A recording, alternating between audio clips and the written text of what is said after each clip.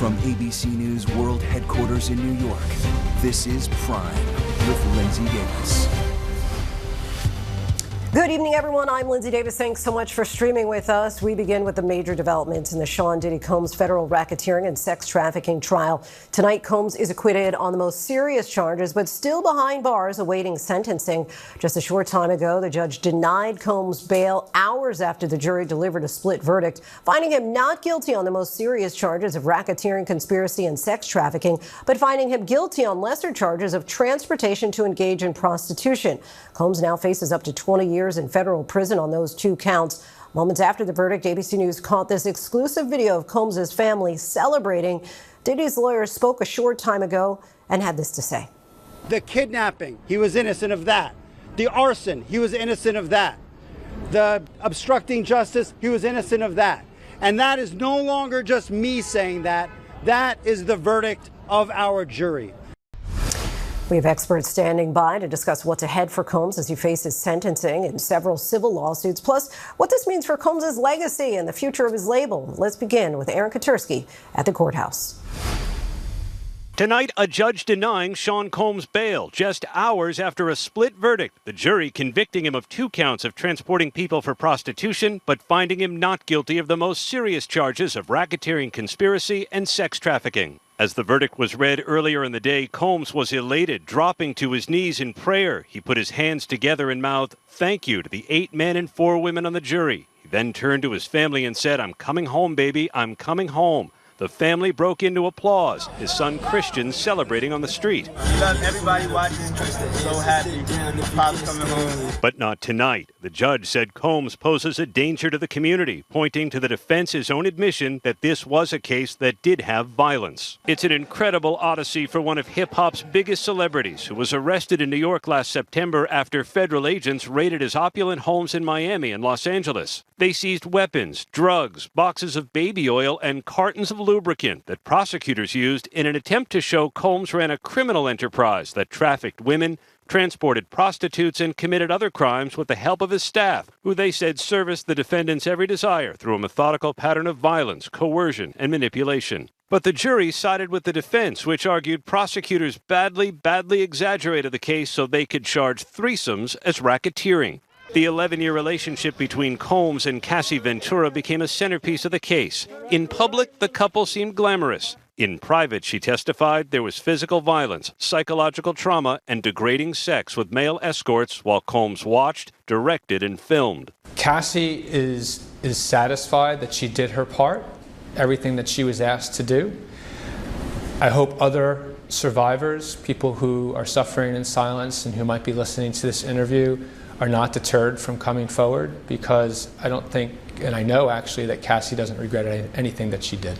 2016 hotel security camera footage captured Combs kicking and dragging Ventura. The defense arguing it depicts domestic violence. We own it. It happened, the defense said. It's not sex trafficking.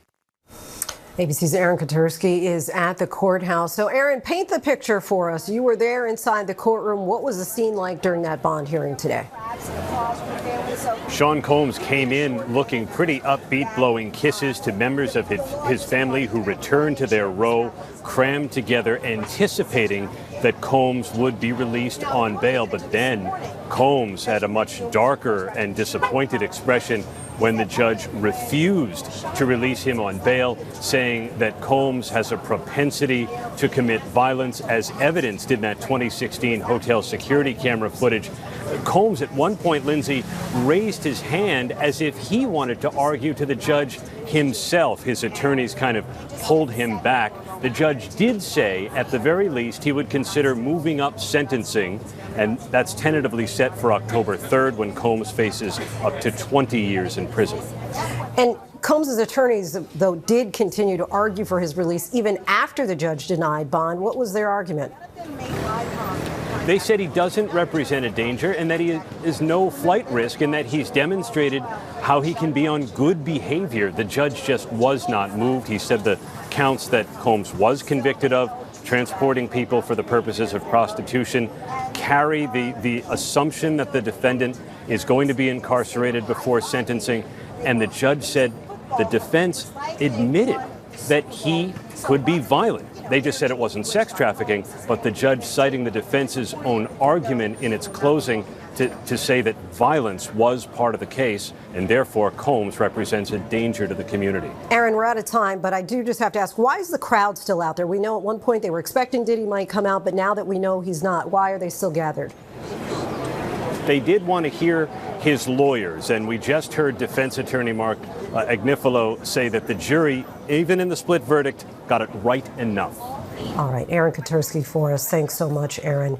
Now we want to bring in our legal contributor, Bernardo Villalona. Bernardo, good to have you with us. As always, what's your take on the judge denying bond? I am not surprised that this judge denied bond. One of the main reasons is that because he's determined that that transportation to engage in prostitution is a crime of violence, that it mandates detention. But also take into account that according to the judge, there is nothing to guarantee that Sean Combs is not a danger to the community, especially when we take into account, number one, this whole trial we heard about his violent tendencies. Number two, his defense attorney conceded his violent tendencies. But number three, a lot of this violence that we heard of happened behind closed doors. Who's going to police that type of violence when it's behind closed doors? So in order to ensure safety to the community, he erred on the side of caution and said that he will be detained until his time of sentencing and he determines what is the appropriate sentence in this case. And so what will go into that determination for sentencing? We know that he faces up to 20 years. Absolutely. So this sentencing is going to be a long hearing. But before we even get to sentencing, the Department of Probation is going to conduct what's called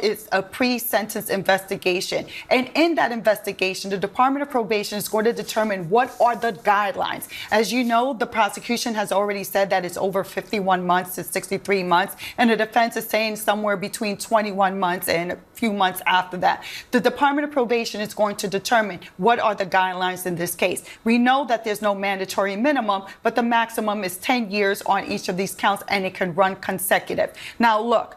Yes, the Department of Probation is going to make a recommendation, but we're also talking about victim impact statements. We're also talking about that this judge is in a unique circumstance that he heard all of the evidence these last 7 weeks, that he also heard evidence that wasn't introduced in front of this jury. So he's well aware of the propensity of Sean Combs. He'll also take into account mitigating factors and aggravating factors. So crimes that he may not have been charged for or convicted on, he's going to take that into account.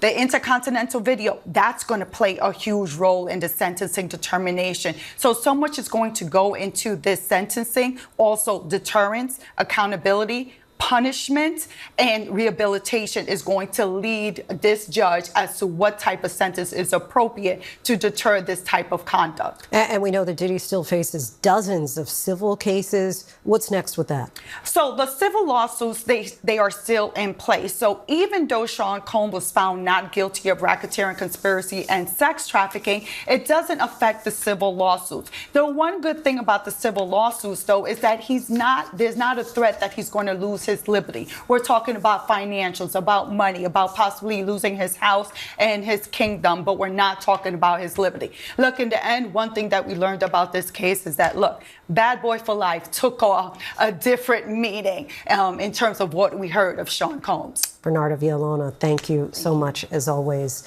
For a look at the cultural impact of the trial and verdict, we're turning now to our senior entertainment reporter, Kelly Carter. Kelly, thanks so much for joining us. How does this verdict impact Combs' legacy, would you say, as an entertainer?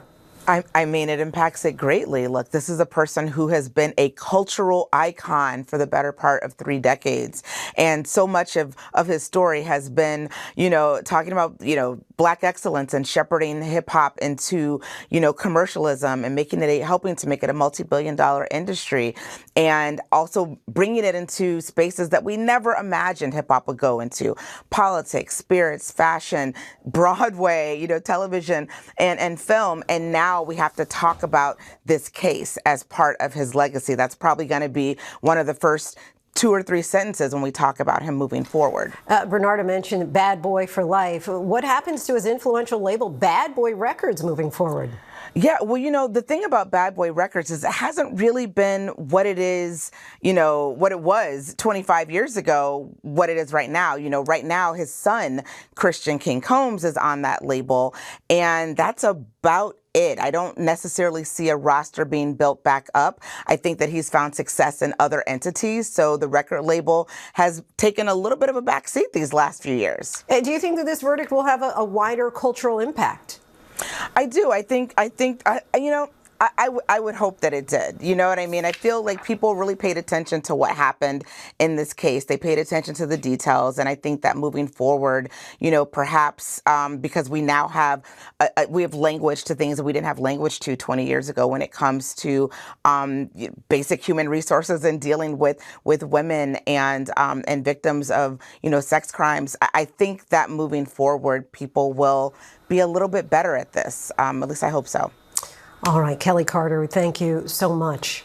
Now to President Trump's massive spending and tax cut bill, which faces new challenges tonight in the House after narrowly passing the Senate. The president and Speaker Mike Johnson are working to convince holdout members in their own party to support the legislation, despite concerns over Medicaid cuts and the adding of trillions of dollars to the national debt. Two House representatives will join us, Democrat Gregory Meeks from New York and Republican Don Bacon from Nebraska. But first, here's Mary Bruce reporting from the White House. Tonight, an all-out scramble. The president and the House Speaker working the phones and twisting arms, trying to get Republicans on board with Trump's signature bill. We can't make everyone 100% happy. It's impossible. At this hour, the vote's still not there for the bill that includes roughly $4 trillion in tax cuts, mostly for the wealthy, and new spending on immigration enforcement. Hardline conservative Republicans angry that the bill could add $3.4 trillion to the debt over the next decade. Moderates concerned cuts to Medicaid could force an estimated 11.8 million people to lose their insurance. After the bill narrowly passed the Senate, the president told me he thought it would be easier in the House. Well, what is your message to those holdouts? It's a great bill. There is something for everyone, and I think it's going to go very nicely in the House. Actually, I think it will be easier in the House than it was in the Senate.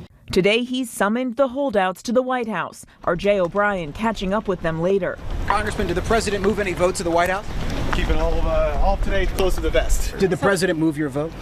The president was very kind and gifted in his call. Republicans on the fence, well aware the president has promised there will be consequences for those who stand in the way of his bill. And we know those who support the bill face opposition from Elon Musk. Mary Bruce joins us now from the White House. Mary, where does the vote stand at this hour?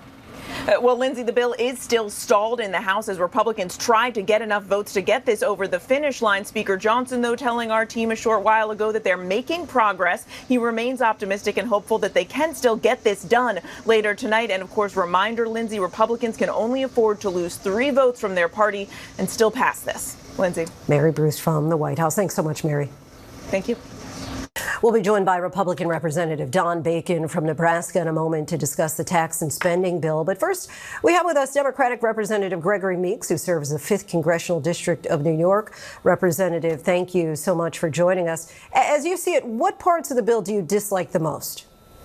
All of it, just about. Look, it's the biggest health care cut in the history of the United States of America.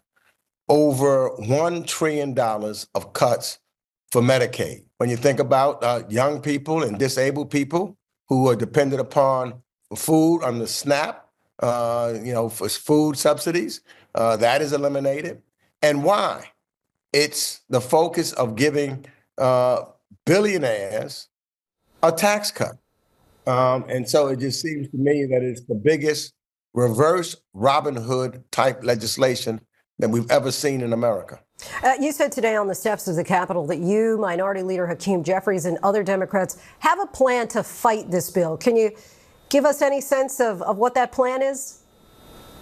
Well, the plan is to make sure that we expose, so all we need is 4 Republican members who have, many of them of whom have said and pledged that they would not vote for this bill if there was any Medicaid cuts.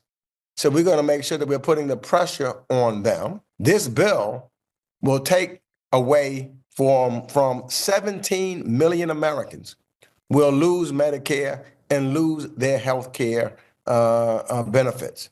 That is not who we are or who we should be as the United States of America.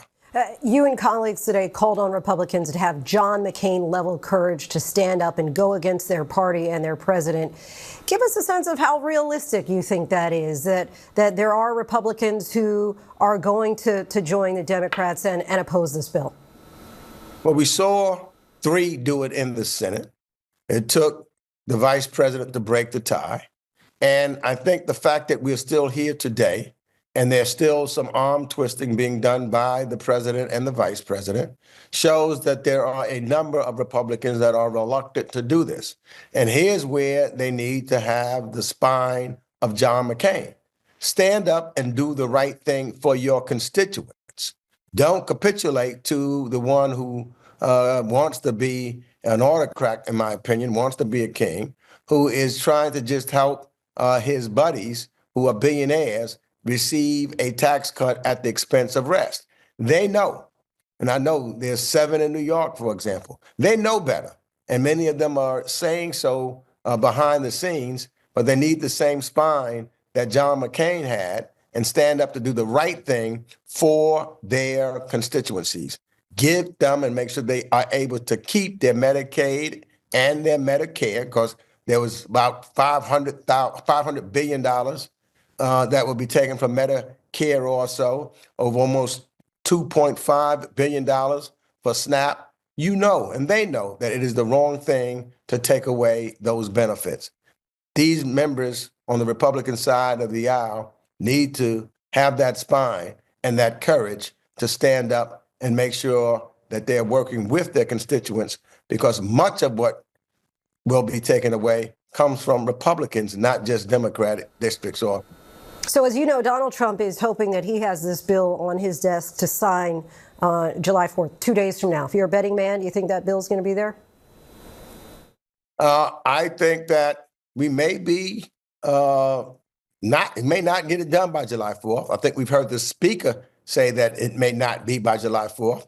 You know, we've got a bill that has been open now for over 3 hours that hasn't been closed because they are at the White House twisting arms and trying to convince some Republicans to switch their votes. And I think that, frustration could very well set in, and they decide to hold it over till after the 4th of July holidays. But, no one really knows because, unfortunately, we've seen before where folks have caved in to the wishes of Donald Trump against the wishes of their own constituents. Representative Gregory Meeks, we thank you so much for your time tonight. Appreciate it.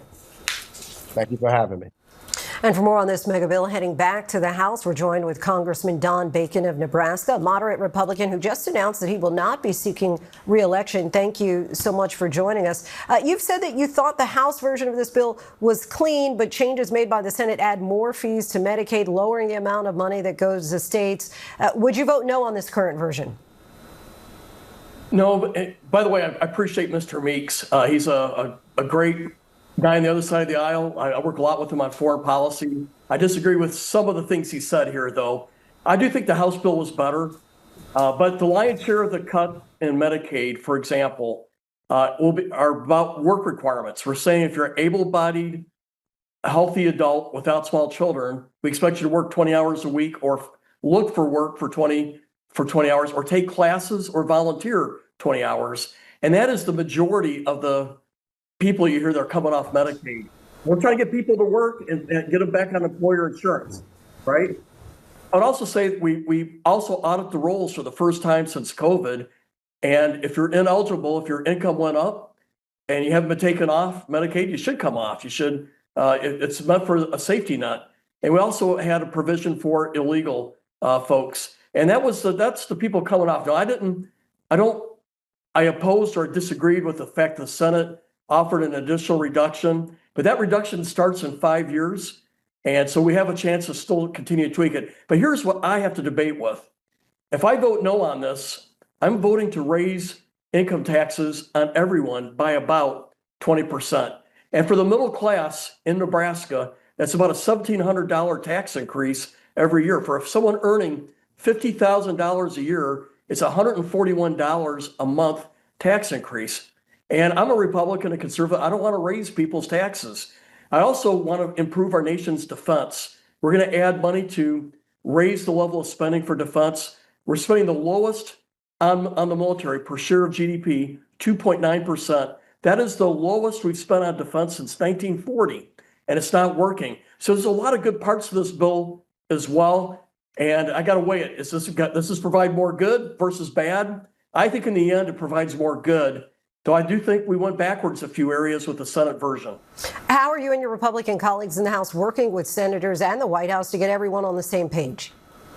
Well, I was working with our senators, and also I was called the White House on concerns that I've had. I've worked with the Speaker all the way through. The fact is, 2 or 3 months ago, the proposals on Medicaid would have actually gone after people's health. It would have lowered the health care people on Medicaid would have received. A month and a half before the House voted on the first version of this bill, I came out and says, we're only going to work on work requirements, ineligible or illegal folks. And beyond that, I am going to fight like hell to push back on. That's what we passed out of the House. Now, the Senate added one other reduction. It kicks in 5 years. When I talk to our hospitals, do they like it? No. It doesn't create grave damage. It does not either. But we have 5 years to work on it and continue to tweak some of those provisions before they come into effect. One thing I do not want to do, I don't want to raise taxes on the middle class come around January 1st. And I do want to improve our nation's military and our border security. And this bill does that as well. So I got to weigh it in its totality. And I weigh out that it's more good than bad. Democrats say Republicans are eviscerating the social safety net with this bill simply to extend tax cuts for the wealthy. Your response to that? Well, the wealthy will be paying a higher share of the income taxes with this bill than if this bill expires. So the wealthy actually pay a higher share under this bill, and everybody's getting about a 20% tax reduction. Actually, over 100,000, that percentage gets lower. But if you're earning between 50 to 100,000, you're getting about a 20% tax cut based on the 2017 tax law, and we're trying to make that permanent. We're also ensuring that the child tax credit gets extended. If this bill goes down, it gets cut in half. So there's a lot of pain to the middle class if this bill does not get passed or extended. And so I would say, what do you expect? There is a lot of demagoguery going on here. And I've been in this business now going on 9 and 10 years. Of course, the other side of the aisle is going to exaggerate and not talk about the benefits of this bill as well. I'll be the first to tell you, is it perfect? No. I would have, if I could write this bill myself, I think it would be a lot better. But that's not how it works in a Congress of 535 members. Congressman Don Bacon, we thank you so much for your time, sir. Thank you. In Northern California, an urgent search is underway tonight. Authorities say 7 people are unaccounted for after a massive explosion at a fireworks warehouse. Here's Trevor Ault.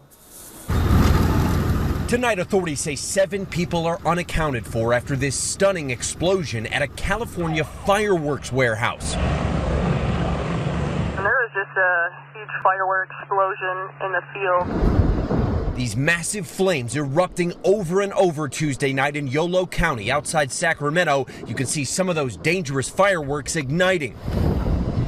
I thought it was an earthquake. 911 operators overwhelmed with calls from residents saying the blast shook their homes. Windows, everything rattled. I'm surprised the windows didn't break out. The warehouse was used for fireworks storage. California fire officials say the explosion charred about 80 acres. It's a very complex and ongoing incident that is not completely terminated or mitigated. Tonight, the fire is still burning, and this remains an active threat with the area under evacuation. Investigators are using unmanned aircrafts to find those 7 missing people, saying it's still not yet safe to go in. He was excited to be a dad. I'm only 2 months, so we were just waiting for this as a new opportunity, for a new chapter. He saw it as a new chapter in our life. Now, family members of those missing are voicing their frustration. We were here since yesterday and have yet to receive any information, have yet to see any efforts. Just heartbreaking. Our thanks to Trevor. In a sudden and stunning turn, Bryan Kohberger, the suspect in the Idaho college murders case, pleaded guilty today to fatally stabbing 4 students in an off-campus house in Moscow, Idaho in 2022. The families of the victims reacting to the deal, some calling it justice and others blasting it as a deal with the devil. ABC's Kana Whitworth has followed the case since the very beginning and reports from Idaho tonight. For nearly 3 years, Bryan Kohberger's lawyers insisted he was innocent in the brutal stabbings of 4 Idaho college students. And tonight, that changed as he accepted a plea deal to avoid the death penalty. Are you pleading guilty because you are guilty? Yes.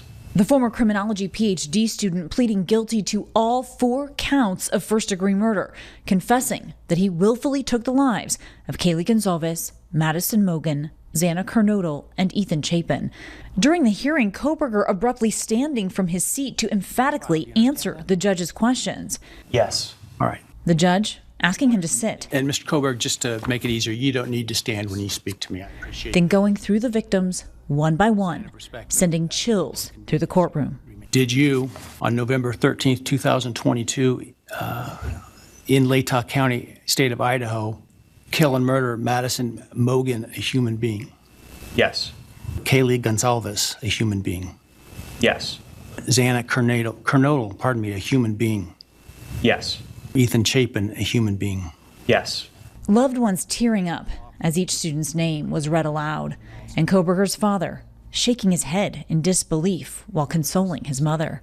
Outside of court, Kaylee Gonzalez's parents slamming the deal. They say they wanted a full confession and the location of the murder weapon, telling our Alex Stone. When you heard your daughter's name being read in court with those details, what was that like? I let my daughter down with... The family of Ethan Chapin in support of the plea deal. And tonight, a lawyer for Maddie Mogen's family saying they are 100% behind it. We turn from darkness and uncertainty of the legal process to the light of the future. We have closure. Glad they have some semblance of closure now. Kana Whitworth joins us. And Kana, what is the next step now that the suspect has pleaded guilty? Right, Lindsay, so it's a sentencing hearing, and right now that is scheduled for July 23rd. It could carry over into the 24th because at that hearing, the victims' families will have an opportunity to make a statement, and then Bryan Kohberger will start serving 4 consecutive life sentences. He has no ability to appeal. And just a bit of punctuation on all of this for you, Lindsay. Leaving the courtroom today was Dylan Mortensen, that surviving roommate, the one who told authorities she saw a man clad in black in the house that night. She was sobbing leaving the courtroom, and you just have to think about what it's been like for her, for the other surviving roommates, all of the families, everyone involved over these last 2.5 years. Lindsay. Certainly. All right. Kana Whitworth, our thanks to you for your reporting from the very beginning. Today, the Wisconsin Supreme Court struck down the state's 176-year-old abortion ban.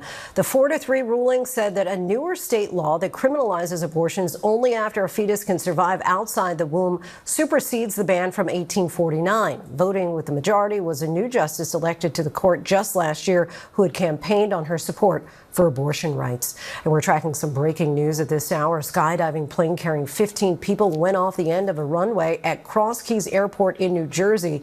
Emergency responders converging on the scene. Our partner station, Philadelphia WPVI, captured people being taken away on stretchers. The FAA has already launched an investigation. Coming up, how about more ads to go with your popcorn? Why one movie chain will make you wait just a bit longer before they roll the feature you paid for. And before hitting the road or taking to the skies this 4th of July holiday, you'll want to hear Lee Goldberg's forecast coming up after the break.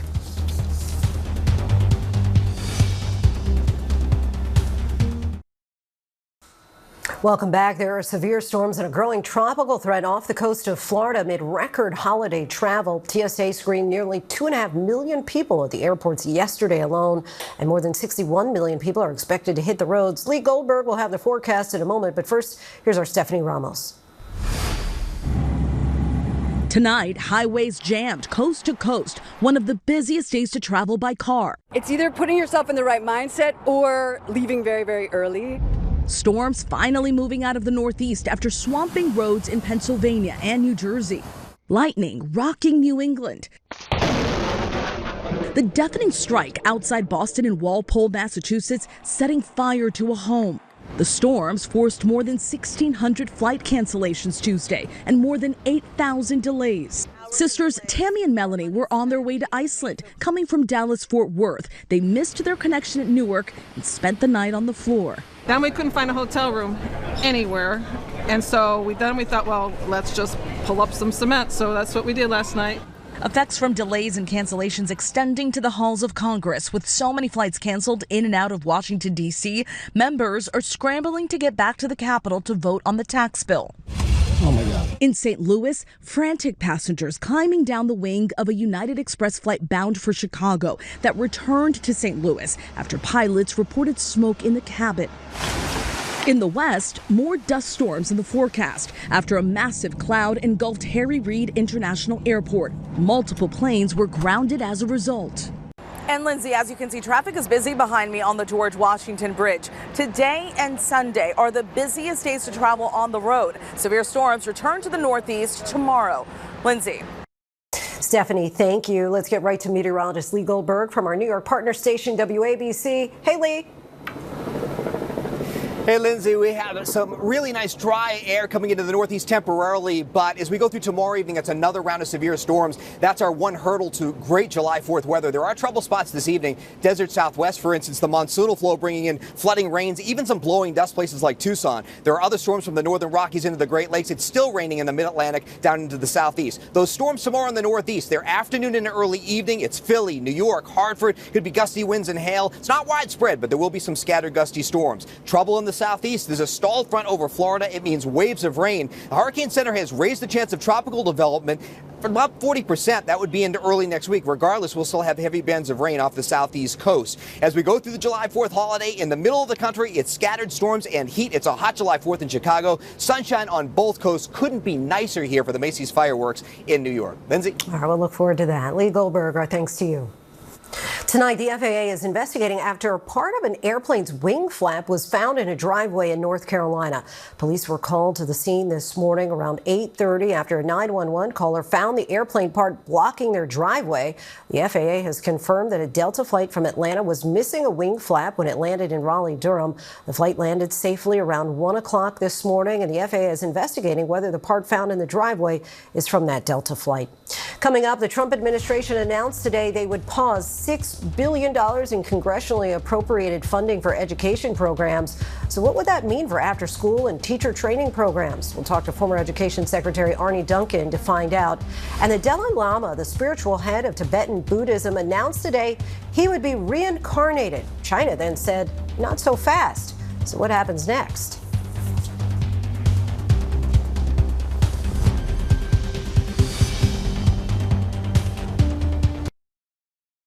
Welcome back, everyone. The Trump administration is pausing at least $6 million in federal grant funding for certain education programs. A Department of Education memo obtained by ABC News this week said that those programs were being reviewed and decisions had not been made on their funding. Let's take a look at what this means for programs across the country by the numbers. The department is reviewing grants for training and developing teachers and school leaders, which totaled nearly $2.2 billion in fiscal year 2024. The paused funding extends to academic enrichment programs, which last received nearly $1.4 billion, as well as supporting children learning English, which received an estimated $890 million. The pause includes key funding for non-school hour programs, which supports more than 10,000 programs nationwide, according to the After School Alliance. The Learning Policy Institute says funding for these programs accounts for more than $800 million of California's federal K-12 funding and more than 20% of Washington, D.C. and Vermont's funding. The other main programs under review include those supporting adult education as well as educating migratory children. For more on the impact this paused funding will have, we're joined by former Education Secretary Arne Duncan, who served under the Obama administration. Thank you so much for joining us. First, just want to get your reaction to seeing this funding paused and the timing of this announcement. It's all just devastating for kids, for education, for the country. And just to start where the real news is, it's illegal. This is not President Trump's money. This is money appropriated by Congress.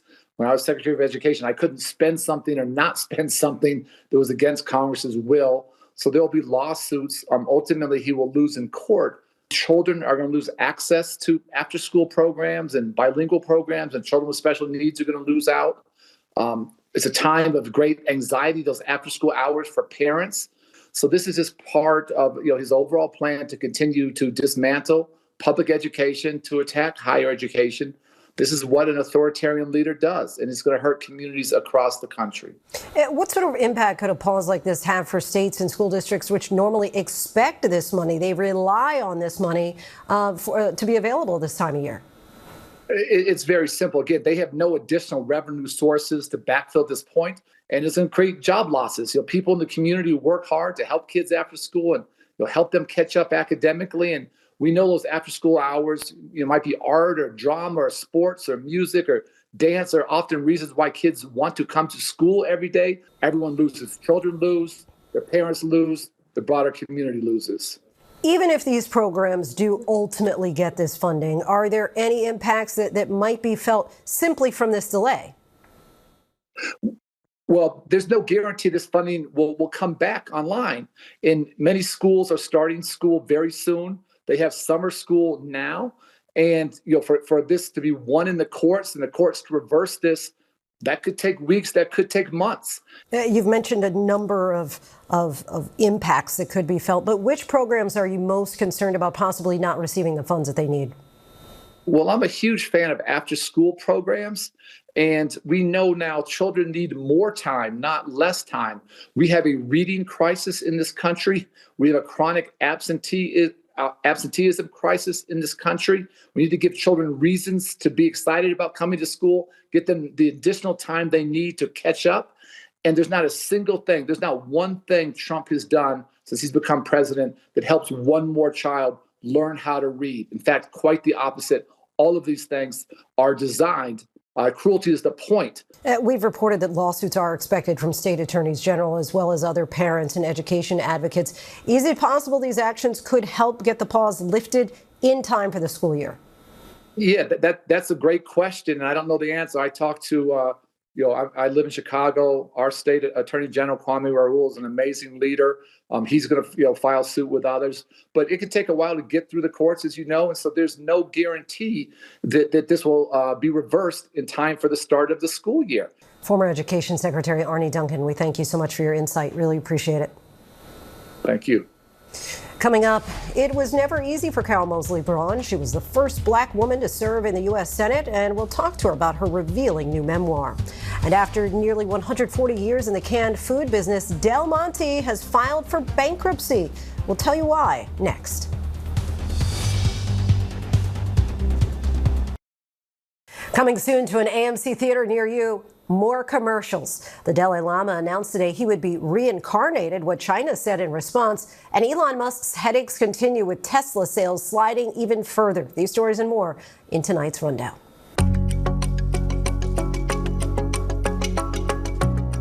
We come to this place to laugh.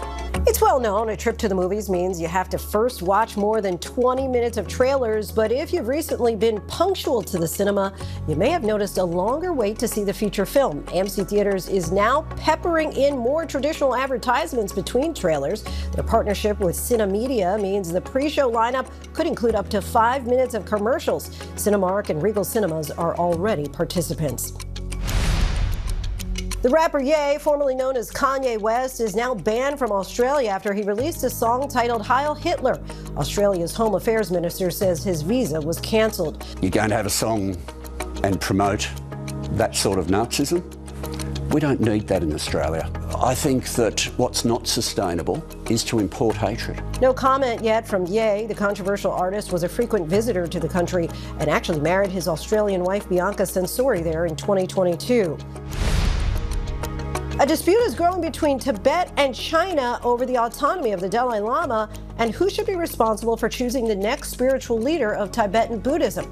The current Dalai Lama is about to celebrate his 90th birthday and said in a video message today his office would retain sole authority to search for a replacement. China, meanwhile, is trying to assert its control over the process. Choosing the next Dalai Lama is a meticulous process dependent on many things, even which way the smoke blows when he's cremated. Each potential Dalai Lama is also shown objects belonging to the previous Dalai Lama to see if that particular person is actually the Dalai Lama reincarnated. The Chinese, however, are determined to choose their own who'd be beholden to the communist government. Canned food giant Del Monte Foods has filed for bankruptcy and is searching for a buyer. the nearly 140-year-old food company behind rows and rows of canned fruits and vegetables, filed for Chapter 11 and says it will continue operating as usual. The company points to a decline in consumer demand. More bad news for Tesla. The electric car maker's deliveries over the last 3 months are down more than 13% compared to a year ago, delivering 384,000 vehicles in the second quarter compared to more than 440,000 during the same period last year. Tesla is facing increased competition in the EV space, especially from Chinese automakers like BYD, and also backlash from Elon Musk's political activities. Progress in Flint, Michigan. State officials announced it completed the replacement of 11,000 lead pipes in the city, ending an over decade-long health crisis. In 2014, Flint's water source was switched without proper oversight, causing lead to leach from the pipes, contaminating the drinking water of thousands of homes. Complaints were then ignored for more than a year. The CDC estimates about 100,000 people were exposed to lead. Senator, CEO, and diplomat. These are just a few of the titles that Carol Moseley Braun has held throughout her life. She made history as the first black woman elected to the U.S. Senate in 1992 and the second black woman to seek a major party nomination for president. She outlines it all, the highs, the lows, and everything in between in her new book, Trailblazer, Perseverance in Life and Politics. Carol Moseley Braun, kind enough to join us now. Ambassador, welcome to the show. Thank you for having me. I'm delighted to be here. There are so many firsts. We can just outline a few, as we talked about the first black woman in the Senate, first female to represent the state of Illinois in the Senate, first black woman to be ambassador to New Zealand, and go on and on and on. Is there a particular first, or second even, that you're especially proud of? Well, I have to tell you, yes, there was, but being a mother and a now grandmother. Sure.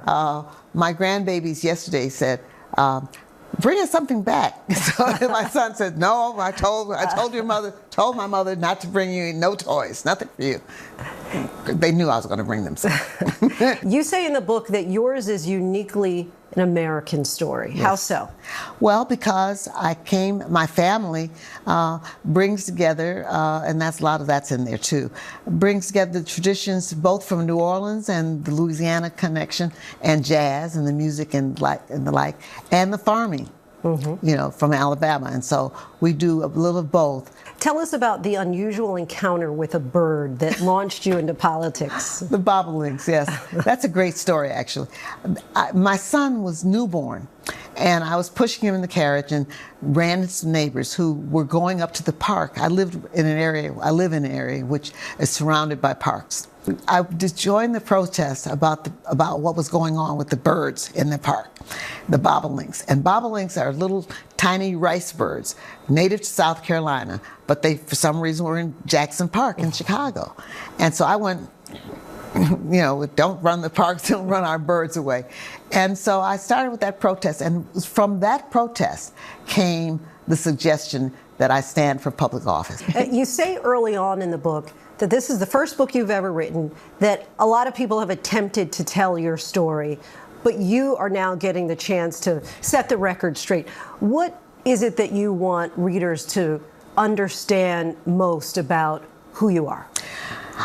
I think the thing about understanding, the thing that impresses me the most is the fact that I've been so blessed and I have survived so many different life challenges through the grace of God. It's that simple. And so there's a lot of serendipity in my life that has really inspired me to keep going. You say that early on there was a teacher who tried to place you in dummy row, as it was called, right? That's a story that's familiar to a lot of black students and young people. You say that you went on to become the first person in your family to graduate from college, and you later write, "I defied expectations and would do so for the rest of my life." To whom or what would you credit that success? Again, just faith and perseverance. That's the subtitle of the book, is perseverance. If you believe that things can be better and that you can make a difference, you can continue to do those things that will keep you in the forefront and will keep you moving forward. And that's all I did, is one foot in front of the other. I didn't plan all of this, but I just did what I thought was my duty, what was the right thing to do. And if you reach for those kind of values, it's going to serve you well in the end. Lastly, do you ever give a chance to think about what you want your legacy to be? That's a really heavy question. It's hard to know what legacy is. I'm not dead yet. There were two little boys. There's this Carol Moseley Braun school in one of the suburbs of Chicago. And two little boys, about 8 years old, were walking down the hallway, and one of them turned to the other and said, "Oh, there goes Carol Moseley Braun." The guy, "You mean she's not dead yet?" Still very much alive. She's not dead yet. So, all right, Senator, Ambassador, we thank you so much for your time. Really a pleasure so much for having me. To have the conversation. Trailblazer, Perseverance in Life and Politics is available wherever books are sold. That is our show for this hour. I'm Linsey Davis. Be sure to stay tuned to ABC News Live for more context and analysis of the day's top stories. Thanks so much for streaming with us.